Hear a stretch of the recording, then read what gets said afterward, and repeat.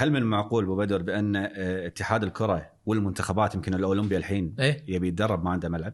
ما عنده ملعب. وهذا اليوم انا ذكرته وانت ذكرته ما عنده ملعب.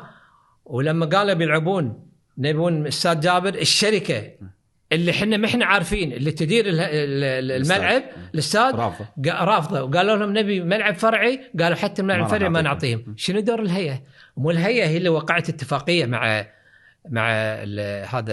هذه الشركه حلو. شنو دور الشركه؟ وهذا اللي احنا اطالب وزير الاعلام وزير الدوله للشؤون بالتحقيق مع هذه الشركه. شلون ارد واحاسب الاتحاد؟ انا شنو اسوي اذا انا ماني قادر؟ انا مكبل. ما قاعد اقول لك لان ملعب ما تعطوني. ما هذا المشكله يعني. احنا عبد الله احنا ما نحط سبب الرئيسي. طبعا الاتحاد يبي شغله كذي، مو يبي بس هذا هذا شيء واضح. لا ادري، بس يعني عندك ملعب اخر يعني هذا المفروض يكون عندك الآخر. لكن هي صارت مشكلة الآن يعني كل يوم نسمع مشكلة جديدة. حلو. هنا مشكلة جديدة، فبالتالي ليش أنا أقول لك المنظومة تغير.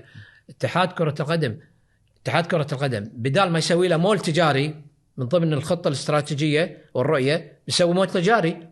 طيب هذا بالاتحاد السابق والاتحاد الحالي طبعا ماشي. الاتحاد السابق والآن قاعد يتبنى. توقعت من الاتحاد السابق وهذا ماشي فيه الاتحاد الحالي. زين على شنو؟ على ملعب مفترض يكون عند الاتحاد الكويتي لكرة القدم استاد بروحه، ملعب رياضي بروح.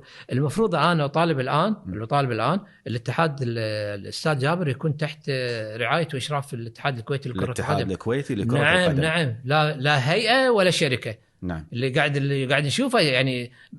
أنا أتمنى شلون تم تعيين منو رئيس الشركة، منو أعضاء الشركة، شنو اللي راح تسوي. يا رجل أنت مباراة مثل مباراة القادسية والعرب بدال ما تلعب على استاد كروي تنقول للعالم تخلي على استاد. طبعا يعني من وجهة نظرك يجب أن يسلم استاد جابر. اي نعم يطالب الاتحاد الكويتي للكرة القدم. لازم يتحرك الاتحاد الكويتي لكرة القدم. عبد الله لازم يتحرك الاتحاد الكويتي لكرة القدم. لا يبين حق العالم لا انه يستسلم.